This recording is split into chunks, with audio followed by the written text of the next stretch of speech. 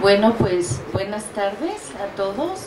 Es para mí un honor el contar con la participación pues de dos expertos en la temática y que pues dan nombre a esta mesa. Y también bueno, con la asistencia de todos ustedes les agradecemos mucho.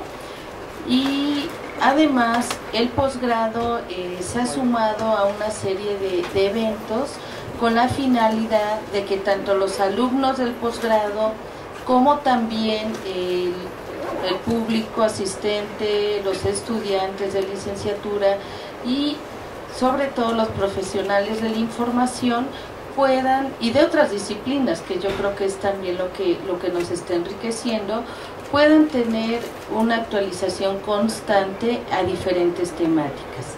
Bueno, les leo brevemente la reseña de los dos ponentes, muy breve porque bueno, ellos tienen un amplio currículum los dos, y bueno, para poderles dar mayor tiempo a sus experiencias y sus conocimientos, les voy a hablar sobre ellos.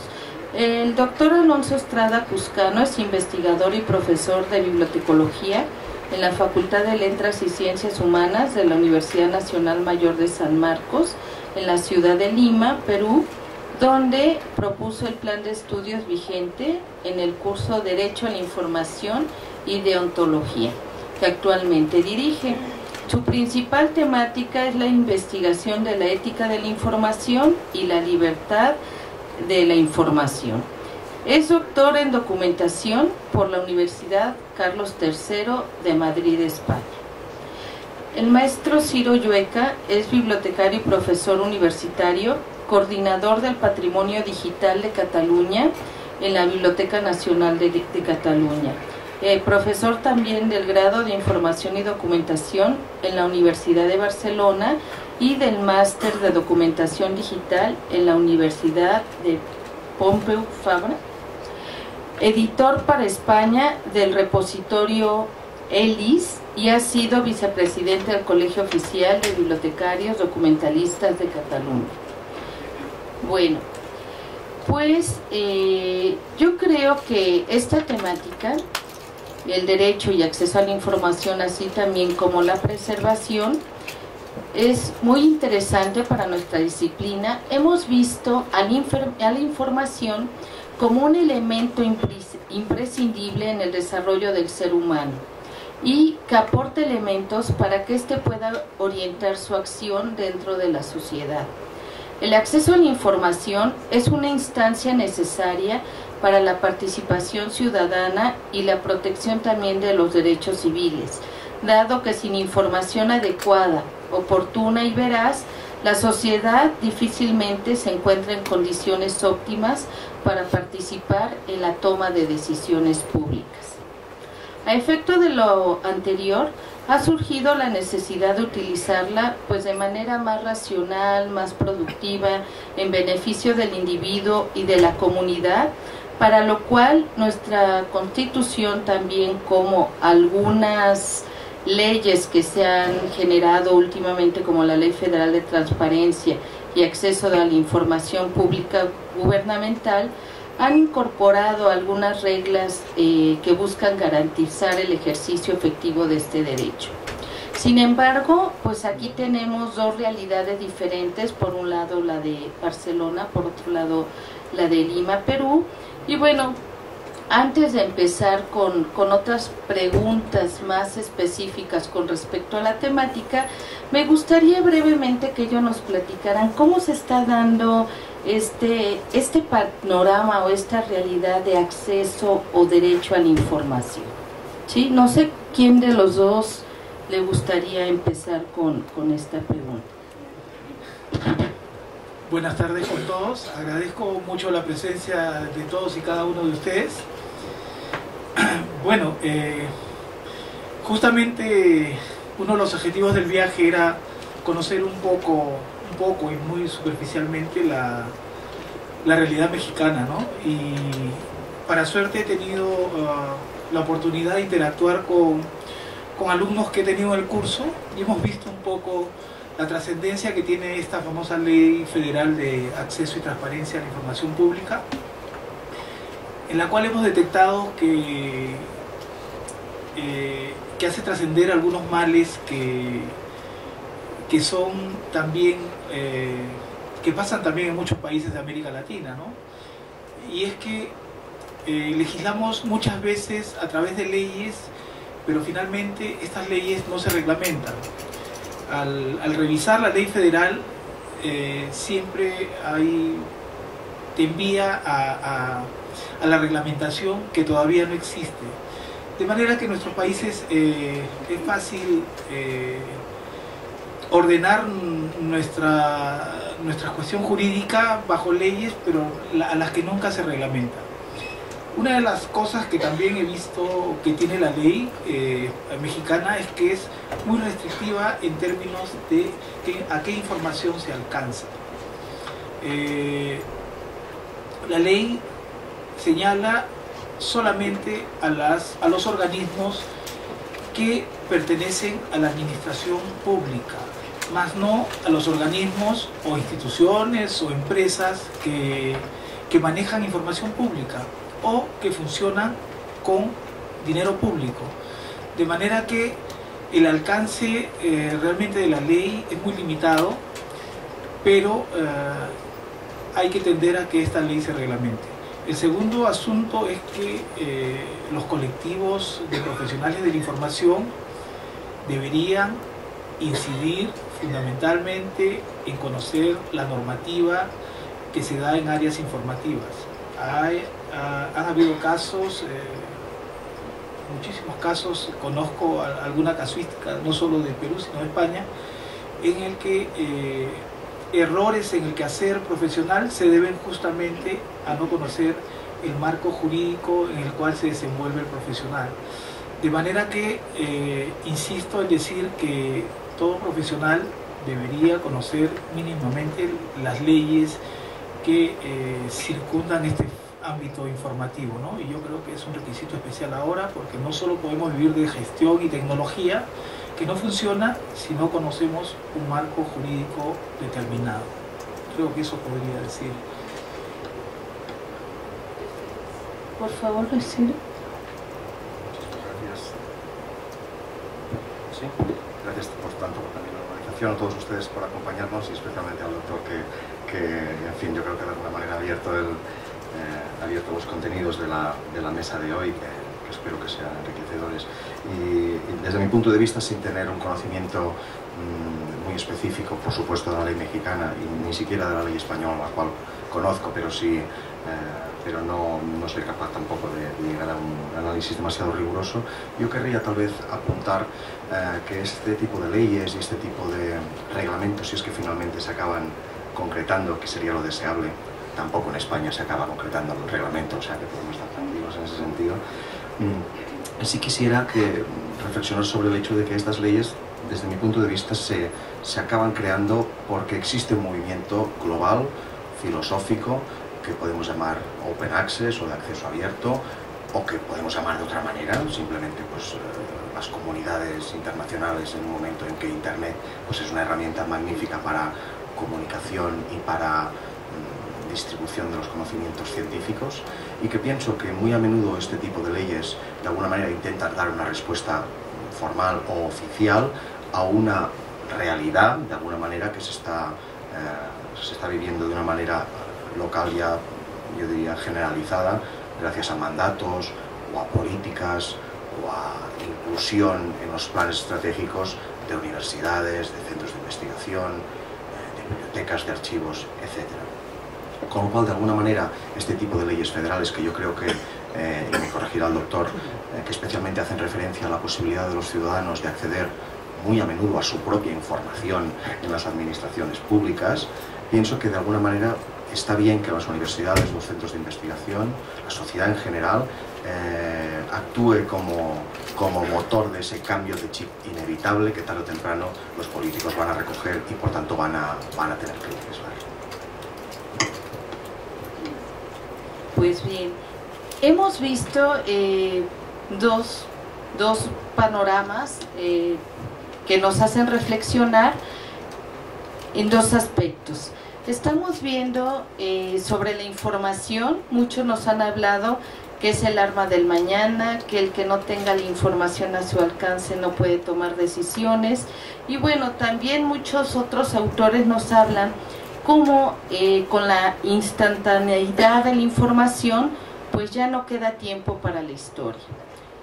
Tendríamos que analizar esto. Además, lo anterior también nos hace reflexionar qué tanto estamos ejerciendo mecanismos para la preservación y el acceso a la información, lo cual, bueno, es uno de los objetivos de esta mesa, y en la cual me gustaría continuar con una pregunta igual para los dos ponentes.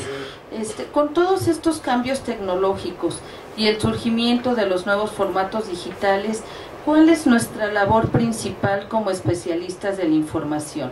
¿El dar acceso a la información, el preservarla o el protegerla? ¿Quién de los dos le gustaría empezar? El rol de los... A ver, para matizar un poquito, ¿no? la introducción de la doctora Cabral. Existe Internet y es cierto que hay mucha información, pero siempre ha habido mucha información. Si no era en Internet, pues eran las bibliotecas o en los archivos o en las administraciones, siempre ha existido. Es cierto que desde la Segunda Guerra Mundial, como ustedes saben, pues el crecimiento de la producción de información y especialmente de literatura gris ha sido exponencial, y en ese contexto, tanto con Internet como sin Internet, yo creo que la labor de los profesionales, de los bibliotecólogos o de los archiveros o como lo quiera usted llamar, estos intermediarios, es por una parte garantizar que se produce el acceso en igualdad de condiciones por parte de la comunidad a la que sirven. Eso significa, por tanto, capacitación en alfabetización informacional, si es que la comunidad lo requiere.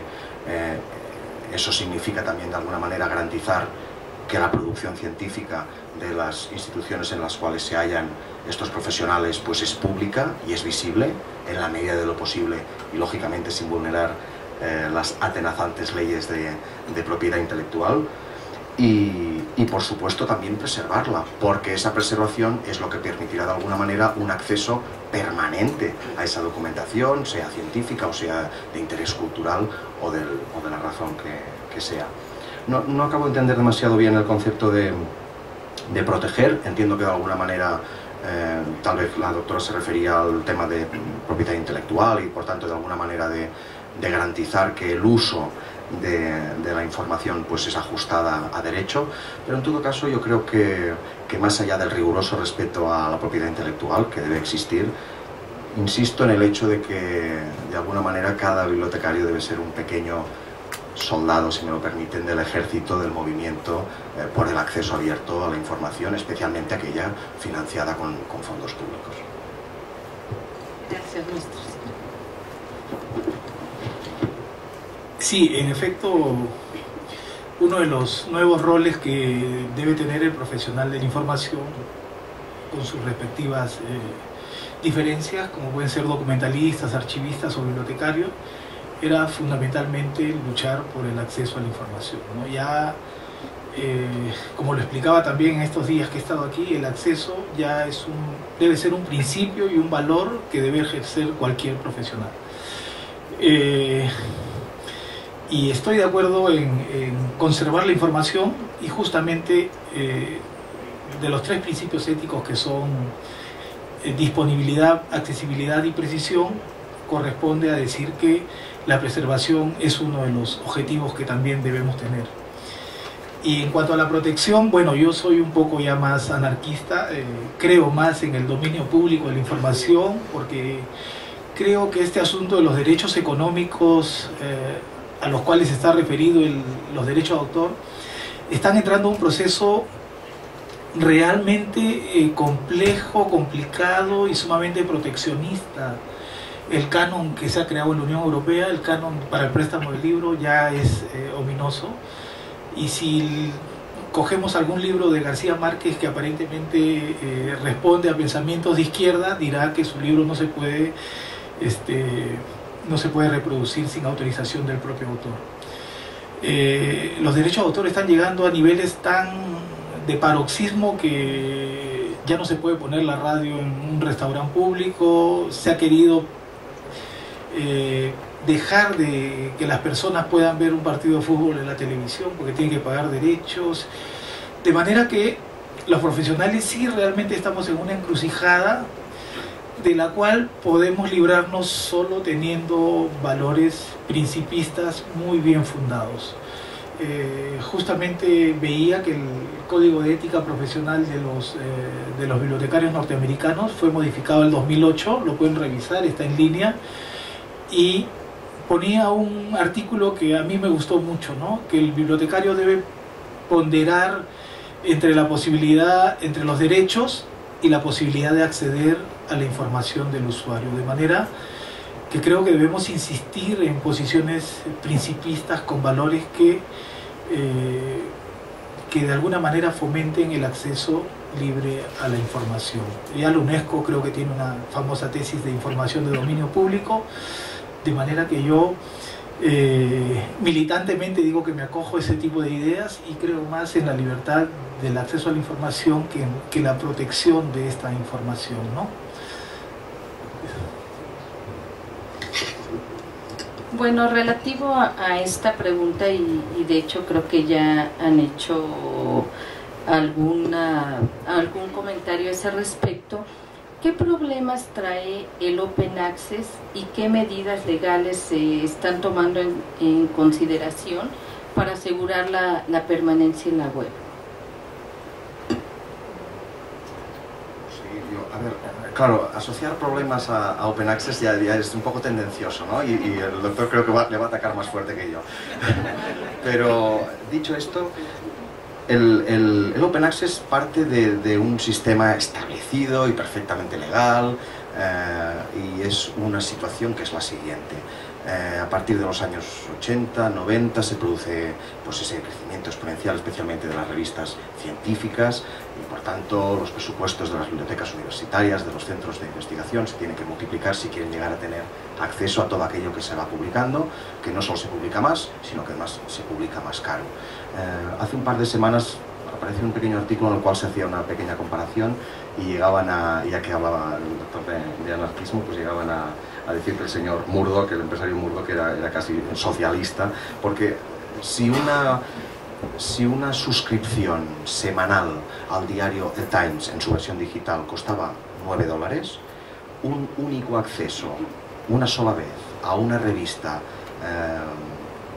proveída por el Sevier o alguno de estos grandes holdings, pues se iba ya a los 25, 30, 35, $40.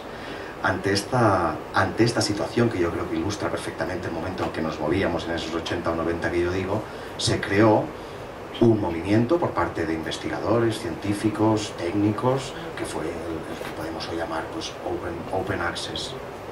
Eso dio lugar, en primer lugar, desde una perspectiva global, pues, a determinadas declaraciones de intenciones, pero que al final tenían recomendaciones bien concretas sobre el hecho de publicar en abierto revistas digitales o bien fomentar el autoarchivo en las instituciones, y eso ha tenido una réplica en local en algunas instituciones, y seguro que a la larga va a ser pues, en la práctica totalidad, que como yo me refería al inicio de mi intervención, pues se traduce en mandatos, en políticas, que por tanto de alguna manera dan cobertura legal en las propias instituciones a ese movimiento del Open Access, traducido en difusión de manera lo más abierta posible a la propia producción científica de esa institución, sea universidad o sea centro de investigación. Con lo cual, no existen leyes que de alguna manera den amparo al movimiento Open Access en un sentido estricto, pero sí que existen documentos, reglamentos, mandatos, políticas o documentos de estrategia que incorporan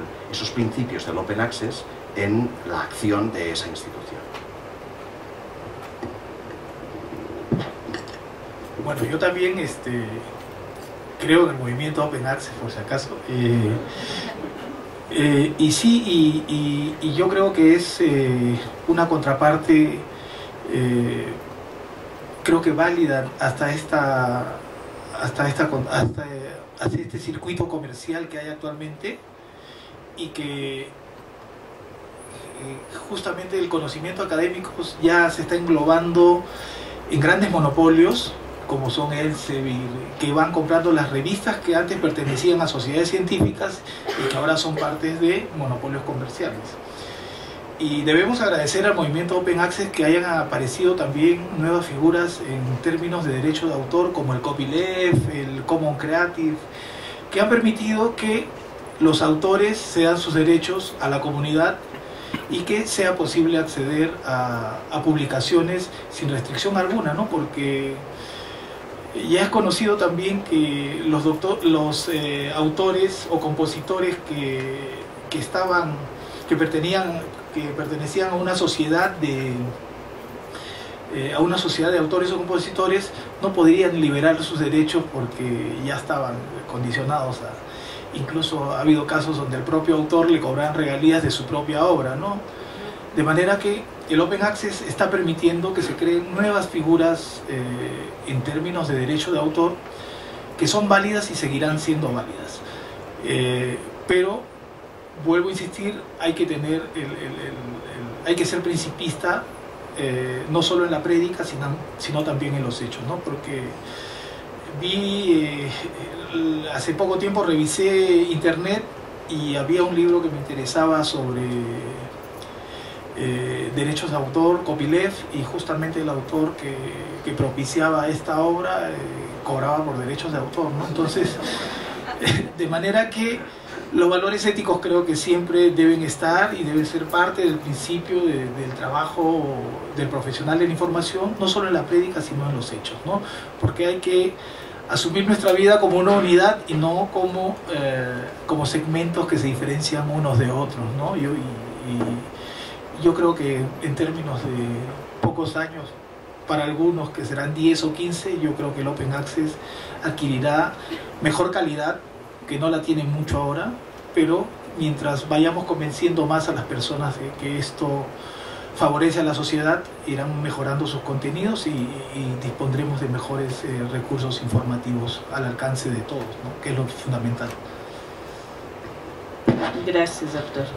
Bueno, también hemos visto que en la actualidad se están generando una serie de contenidos digitales dentro de la web, pero realmente estos contenidos que se están generando, todos estos documentos digitales que se están generando, espacios de información y del conocimiento, pues realmente cuentan con las medidas de seguridad para poder preservar la autenticidad de estos contenidos.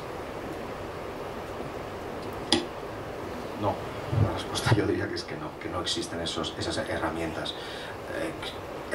El plagio ha existido siempre, en documentos analógicos y en documentos digitales.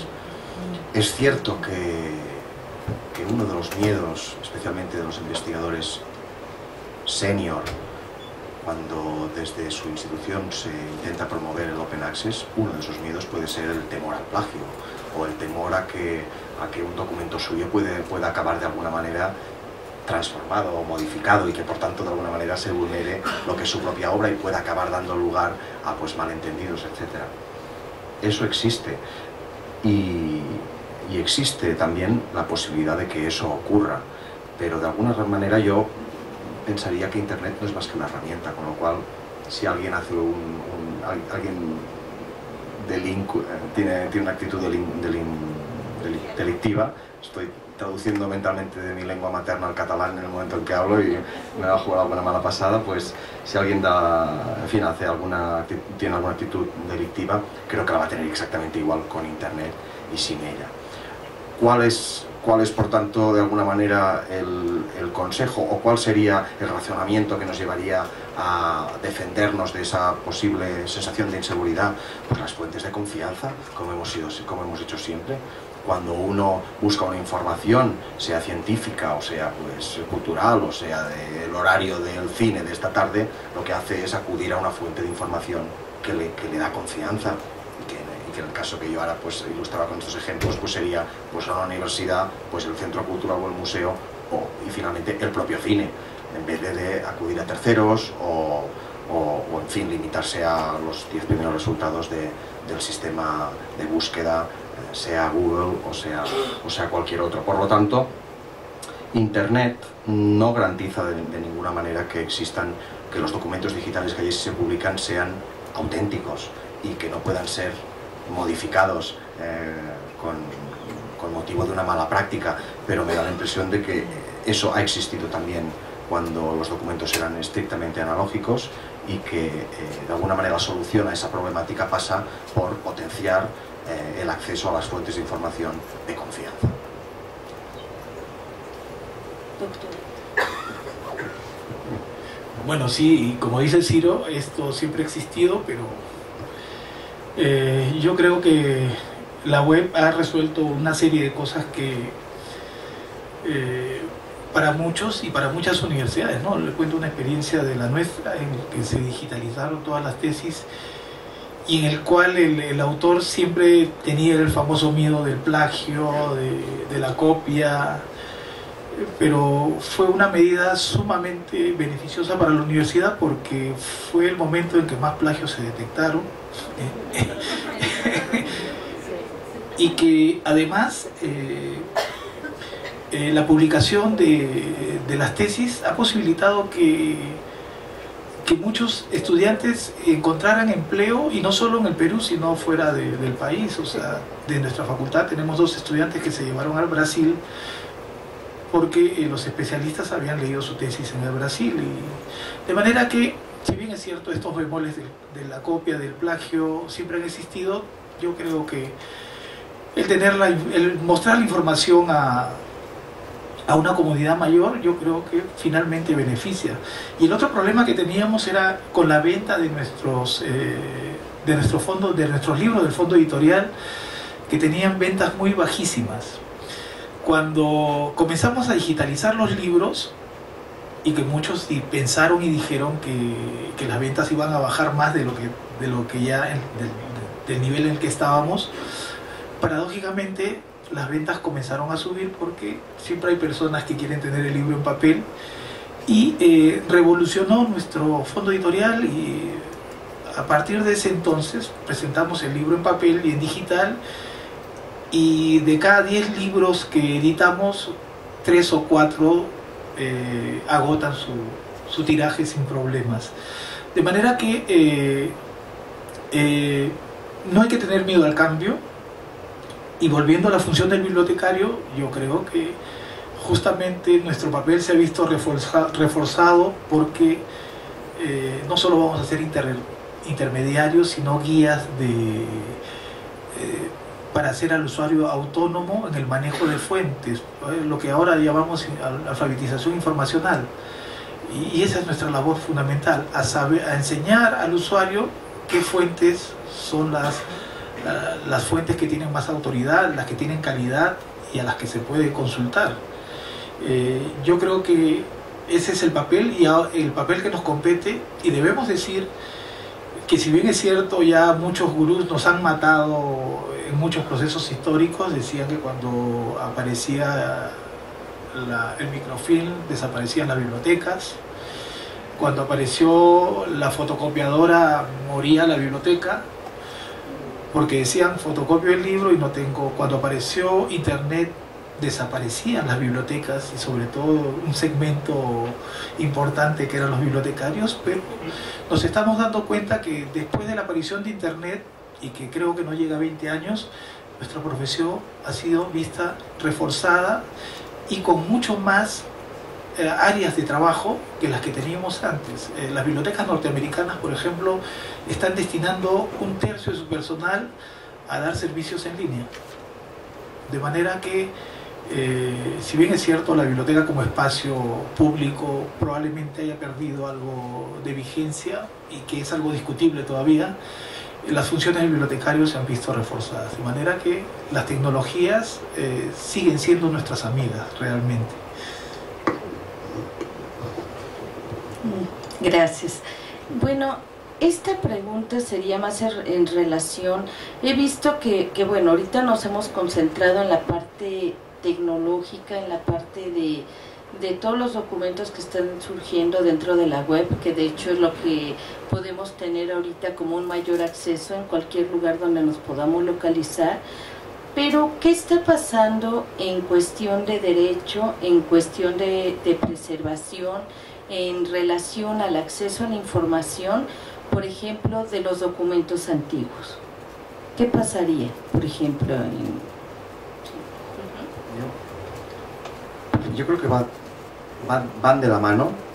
Acceso, en buena parte, no del todo, pero en parte van de la mano en el paradigma digital o en el escenario digital en el que nos hallamos, van de la mano el dar acceso y el preservar esos documentos. Yo trabajo en una biblioteca de ámbito patrimonialista, con lo cual pues tenemos documentos antiguos. El documento más antiguo que tenemos data del año 1085 y es un sermonario. Pues entonces es un documento que como habría centenares en la época y que seguramente gracias a una dejadez negligente de alguna manera, es decir, que se quedó debajo de algún armario o en alguna cartera de alguien y allí se quedó pues siglos y siglos y siglos, y pues seguramente a los inicios del siglo XX pues apareció alguien con esto, lo tenía mi abuelo, no sé qué hacer con él, lo vendió y bueno, sea como fuere, acabó en la biblioteca. Ese documento se preservó gracias a que nadie lo manipuló. Pero en el entorno digital eso cambia radicalmente, porque para que se preserve un documento digital es necesario transformarlo de manera permanente. Con lo cual, si yo cojo un documento de Word hoy y lo entierro aquí, y vuelvo en 50 años, pues es probable que no lo pueda leer. Porque el formato no lo acepta, el soporte, ¿no? Microsoft ya está olvidado, este tipo de cosas. Entonces, de alguna manera, si nosotros garantizamos el acceso a los documentos nacidos digitales, y garantizamos ese acceso de manera permanente, es decir, que siempre son accesibles, de alguna manera nos estamos obligando a ir refrescando el soporte, refrescando el formato, de manera que hemos de suponer, porque yo creo que estamos en un momento muy incipiente de las teorías de preservación digital, pero hemos de suponer que de alguna manera estamos alargando la vida de ese documento. Al contrario que si, por repetir un poco el ejemplo analógico, lo dejáramos reposar durante un tiempo. Y en paralelo a ello, en el momento en que nosotros digitalizamos un documento pues antiguo, pues unas fotografías de principio de siglo o unas tesis de los años 70, es decir, documentos analógicos antiguos o toda una hemeroteca como la que tiene la Biblioteca Nacional de México, en el momento en que digitalizamos esos documentos no significa de manera directa que estemos preservándolos, pero de alguna manera contribuimos a que esos documentos analógicos dejen de estar siendo manipulados, dejen de ser reproducidos con materiales fotográficos que igual no son los idóneos.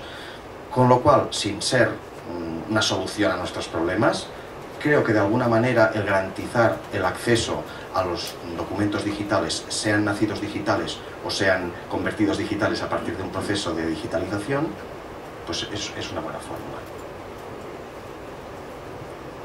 Bueno, yo a diferencia de Ciro, tengo muy poco que opinar, él es el especialista, pero creo que sí, si bien es cierto, hacemos una alabanza diaria a las nuevas tecnologías, creo que también son una de las debilidades, creo, fundamentales, que son muy efímeras, ¿no?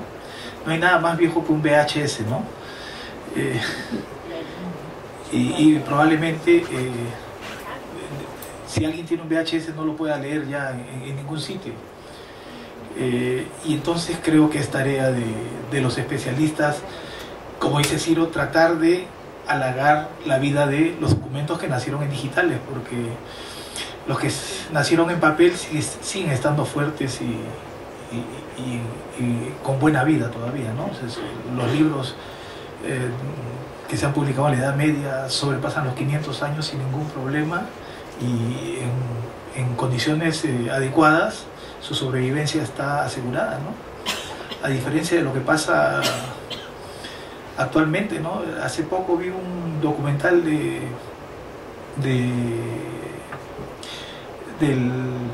Poder Legislativo canadiense que tenía problemas porque todas sus actas de sus consejos, asambleas que hacían diariamente estaban publicadas en papel periódico y estaban a punto de perder la historia política del país porque ya la mayoría estaba en mal estado, ¿no? De manera que la única forma de preservarlo ha sido meterlo en una cueva a una temperatura determinada y ver qué hacemos de aquí a 20 años para poder rescatar los documentos.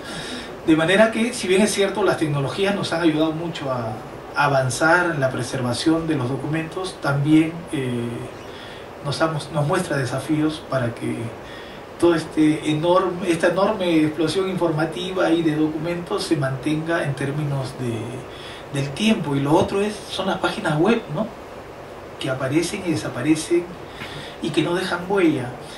Y es la razón por la que muchos especialistas se nieguen a colgar información en internet, porque el formato papel que se recupera a veces se encuentran con anotaciones del autor, con enmiendas de una edición a otra, mientras que en internet no puede pasar eso. Pero eso es un desafío todavía para los cuales no tenemos respuestas y que probablemente aparezcan más adelante.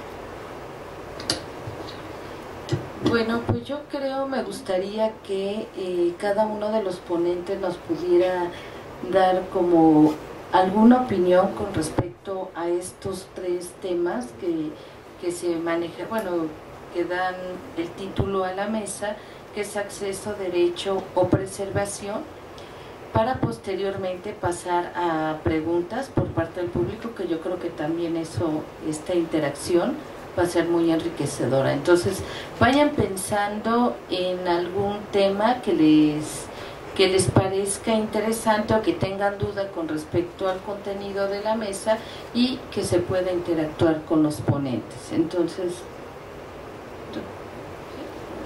bueno, pues yo creo que aquí la intervención interesante va a ser la del doctor, que ha trabajado en profundidad el tema del acceso a la información, especialmente por parte de la ciudadanía y especialmente a la información pública. Yo, si hablamos de acceso, de derecho y de preservación, de alguna manera ahondaría en esa idea de que tenemos una buena oportunidad en las tecnologías para de alguna manera promover el acceso a la producción de nuestras instituciones científicas y culturales, que, como he explicado, promoviendo el acceso de alguna manera estamos contribuyendo aunque sea mínimamente, a preservar esa documentación, y que sin duda desde el respeto más escrupuloso a la legislación en materia de propiedad intelectual, sí que es cierto, y que aquí me alineo, tal vez no tan radicalmente, pero sí en el fondo con el doctor, en el sentido de que los bibliotecarios tenemos que, archiveros, etcétera, intermediarios, tenemos que tener un rol que mire un poquito más allá de las cuestiones jurídicas en el momento de que es necesario difundir la información científica para la que servimos.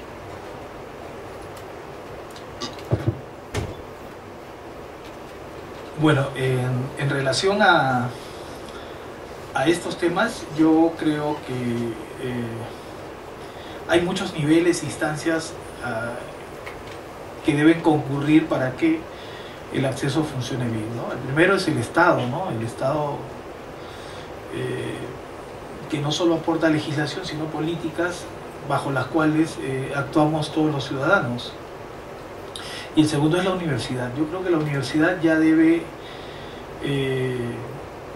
tomar como premisa casi militante las banderas de la ética de la información, que simplemente dicen y tiene como principio el acceso universal a los contenidos, a las publicaciones, a la información, o como se le quiera llamar. Y yo creo que parte de la enseñanza universitaria debe centrarse en inculcar al alumno militantemente en cuáles son sus deberes en los aspectos éticos. En segundo lugar es que, como le comentaba a mis alumnos, la tecnología y la gestión de la información sin un soporte ético y sin un conocimiento del derecho es un manejo vacío.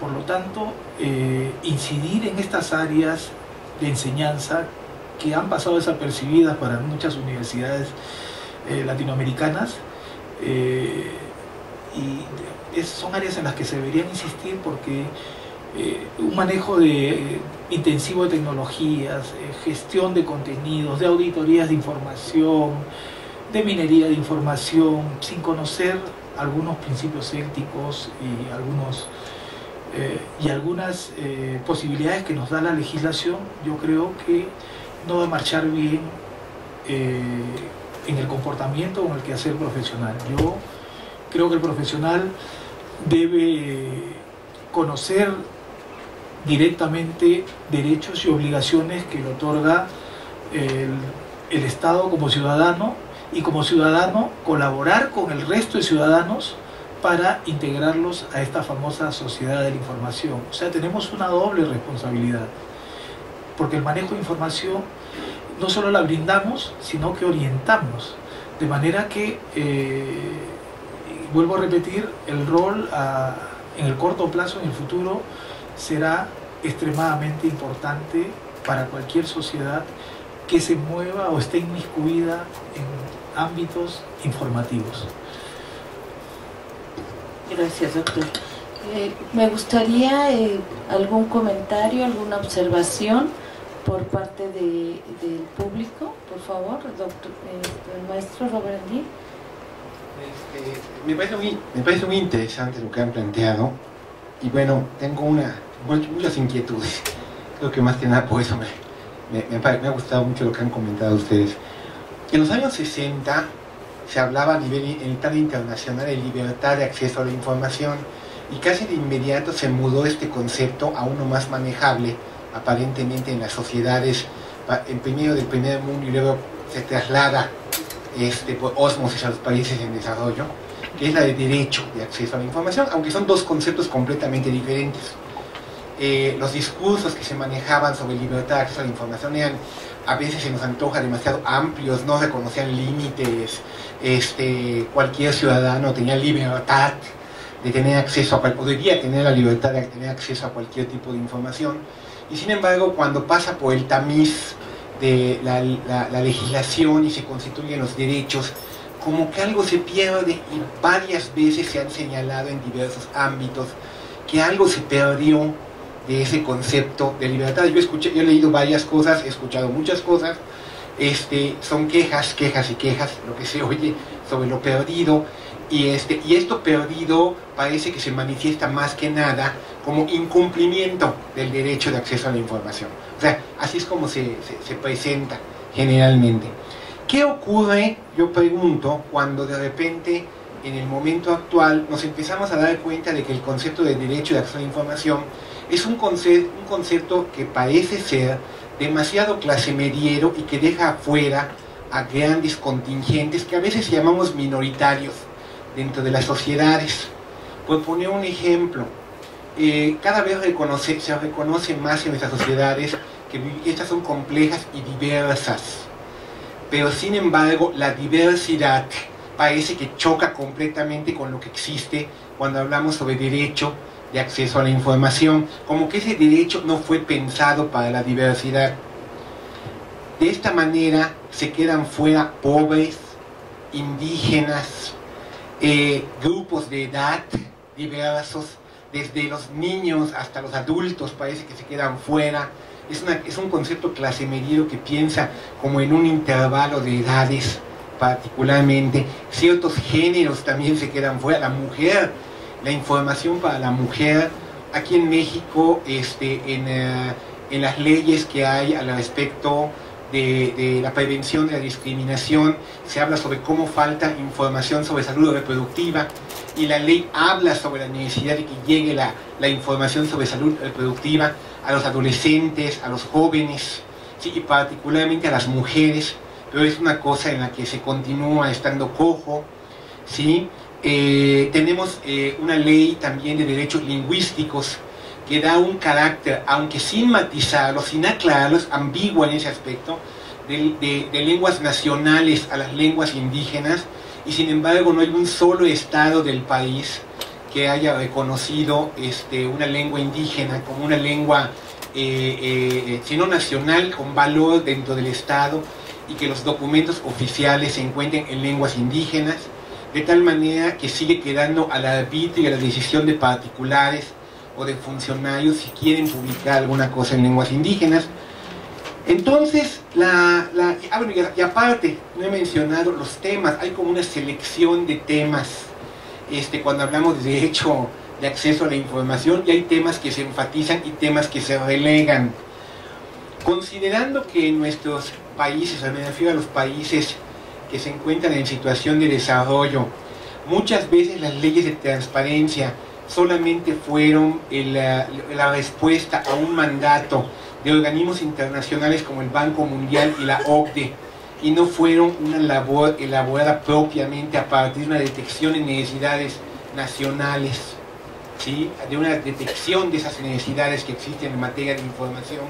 ¿Qué tendríamos que hacer en este momento, o cómo deberían de ser, por ejemplo, esos principios éticos que usted menciona, hacia dónde deberían dirigir para que haya mayor inclusión en materia de información, para que el derecho de acceso a la información se abra más para considerar otras libertades, ¿sí? Para que dé cabida al concepto de diversidad y para que no haya, usted comentó las restricciones de la ley mexicana, hay restricciones en todos los ámbitos, la discriminación es el pan nuestro de cada día. O sea, ¿qué deberíamos de hacer? ¿Por dónde habría que empezar? No sé si debemos referirnos a un diagnóstico de necesidades y empezar por ahí, o hay que tomar el toro por los cuernos y empezar por otro lado de todo el proceso. O sea, a eso me refiero, porque es complejo, y pensar en el inicio de una solución a este problema complejo, pues es complejo en sí mismo, ¿sí? Es eso, gracias.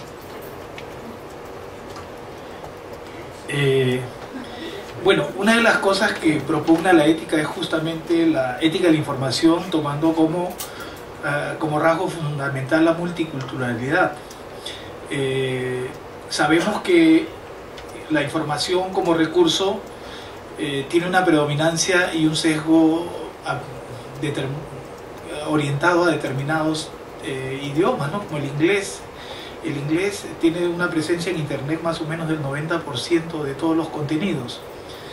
Y ya si hablamos del español, que es una lengua bastante grande a nivel mundial, tiene una participación ínfima en la red.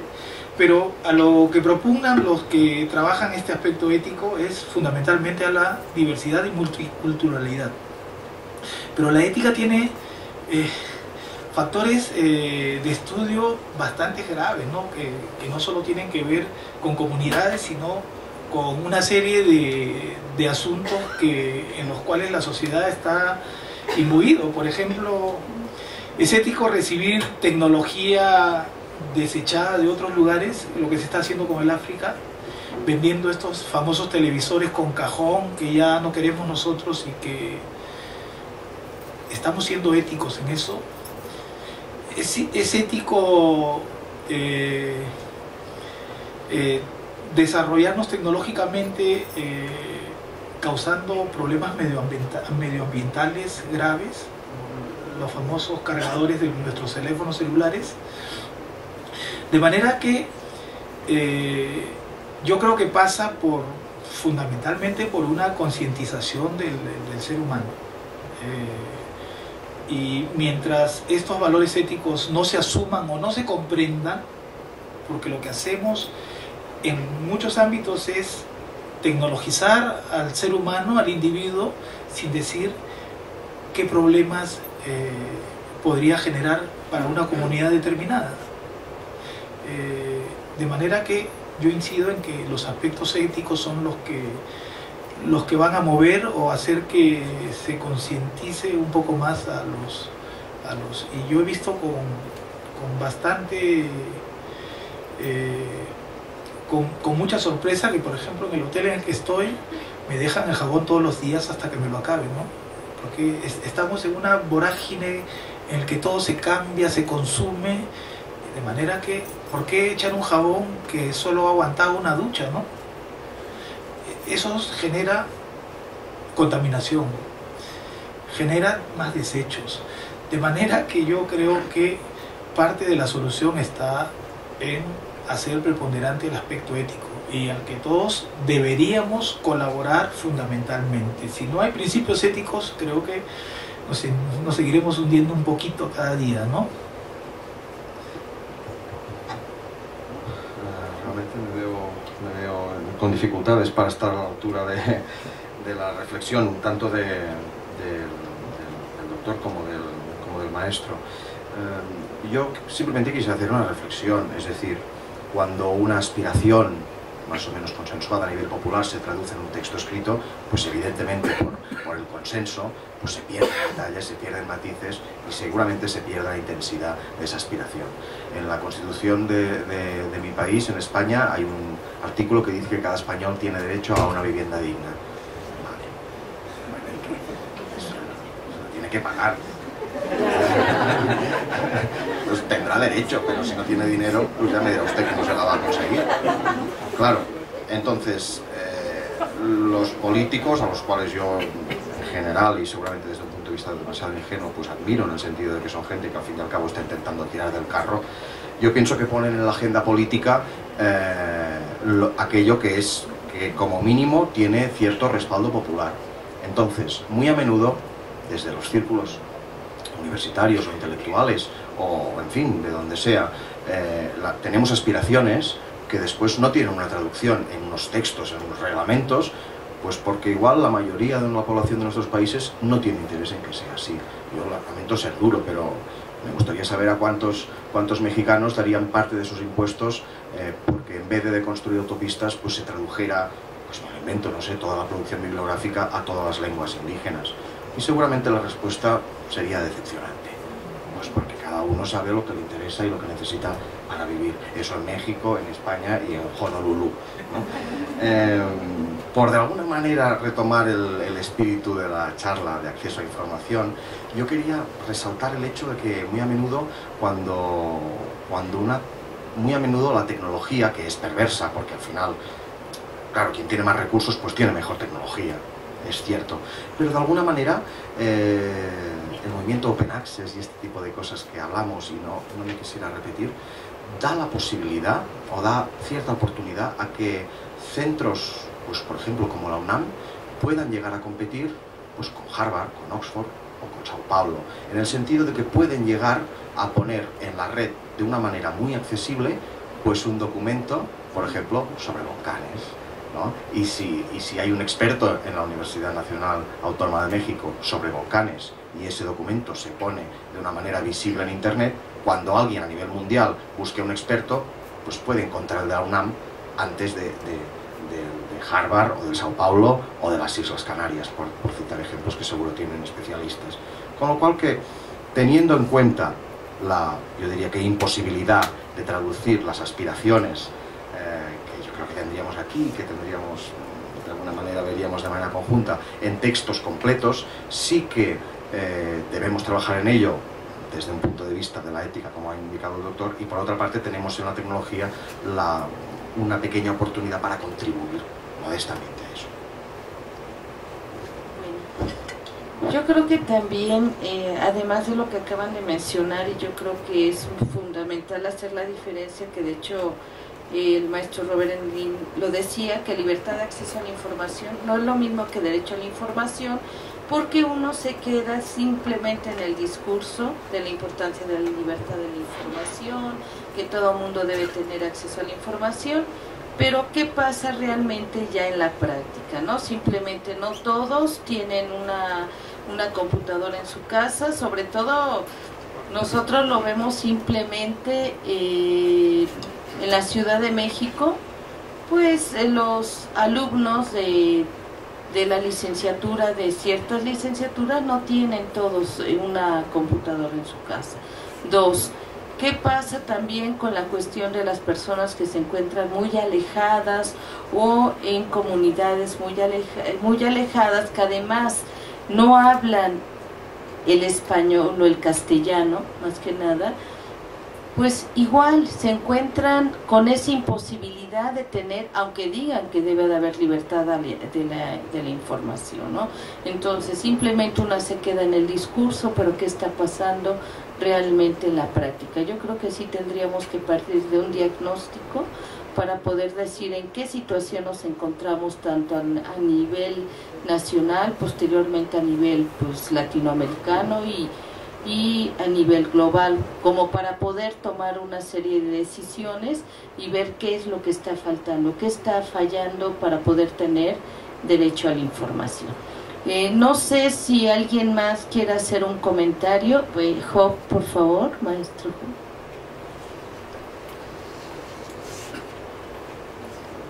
Pues, sí, hablaban de preservación, se referían a preservación para un acceso general, y si tienen ya algunos criterios para la parte de preservación digital, ¿y cuáles serían? A ver, yo lo que sé es que desde los años 90 hay una preocupación por el tema de la preservación digital, cuando en los centros de investigación o en las bibliotecas, en los archivos empiezan a llegar documentos digitales y no se sabe muy bien qué hacer con ellos, porque no sabe cómo preservar un documento en papel, como hemos dicho, o incluso en una cinta magnética, pero no está demasiado claro qué hacer con un documento en digital, con un disquete que contiene un documento de Word. No sabemos muy bien. Y la realidad, por mi experiencia, es que existen numerosísimos informes desde los años 90 y todos los informes de alguna manera apuntan pequeñas soluciones, y que por tanto en este momento lo que se hace en realidad es combinar estrategias a medio plazo y actividades experimentadas para intentar en la medida de lo posible garantizar el acceso de manera permanente a esos fondos digitales. Pero como usted sabe perfectamente, no hay soluciones mágicas, no existen, y nadie hoy puede garantizar, como usted sabe de sobras, que un PDF va a ser accesible en 5 años o en 10, y nadie puede estar del todo seguro que esa memoria que igual llevamos en el maletín para poder tener unos cuantos documentos allí va a ser legible en un periodo de tiempo razonable. En este momento, ¿qué se hace? Pues con mucho miedo lo que se hace es proceder a procesos muy simples de actualización, de soporte y de formato. Y eso es lo que hace la mayoría de universidades en la UNAM y de centros de investigación. Es decir, se van de alguna manera refrescando, se van actualizando tanto el soporte, es decir, lo que antes era una cinta de VHS, pues lo ideal es que alguien lo haya pasado a un disco. Y ese disco que después alguien lo haya pasado pues igual a un disco duro de ordenador, y quién sabe si en el futuro pues a un sistema de computación pues en la nube, que se supone que ese será un soporte que puede valer, se supone. Y exactamente igual con el tema del formato, ¿no? Igual. Claro, recomendación, pues formato plano, ¿no? Pues un HTML planito, ¿no? Ahí seguro que no habrá problemas de legibilidad en el futuro, habrá menos. Cuanto más complejo es, imagínense una base de datos compleja o una hoja de cálculo de Excel, pues ahí pues igual vamos a tener problemas para poder abrirlo e interpretarlo, si no tenemos pues un programa informático que nos lo permita. Por lo que yo sé, no hay soluciones mágicas ni definitivas. Hay muchísimos informes al respecto, muchísimos, y después de muchísimas soluciones, algunas más surrealistas, como crear un museo de la tecnología, usted sabe, ¿no? Vamos a crear un pequeño espacio en el cual tenemos ordenadores antiguos, con todos los sistemas operativos antiguos, programas, entonces un disquete antiguo. Bueno, eso puede ser más o menos surrealista, pero la práctica al final nos lleva a tener que tomar una decisión, y es: o preservamos de manera exhaustiva el documento que tenemos con el look and feel, ¿no? Con el aspecto que tiene, es decir, con el contenido y la forma que tenía, ¿no? O bien lo modificamos para poderlo preservar para el futuro. Entonces esa fotografía que yo tenía pues fantástica de, pues no sé, una fotografía de un paisaje de lo que sea, de estos magníficos volcanes que tienen ustedes aquí, pues si lo que queremos de alguna manera es preservar esa fotografía, o bien en su formato digital, o bien creamos un sistema muy complejo que garantice que siempre se va a poder ver ese TIFF o ese JPG que tenemos en la fotografía, o bien lo vamos modificando con el paso del tiempo, con el riesgo de que se modifique su aspecto original, y que aquella fotografía que era una cosa en 2 dimensiones en los años 2011, pues en los años 2050 sea una cosa holográfica en 3 dimensiones, ¿no? Y que, bueno, no era igual, no, bueno, ya, pero aquí tienen los volcanes.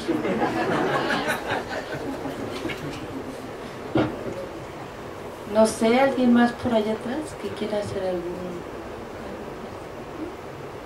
comentario, observación? Bueno. Pues bueno, yo creo que la mesa, por un lado, ha dejado varios aspectos y varias reflexiones, y también nos ha dejado como mucho trabajo para hacer a los profesionales de la información. Por un lado, tenemos que tener presentes o estar conscientes de la importancia de empezar a crear o generar valores o cuestiones éticas en relación a la información para saberla manejar, saberla organizar, poder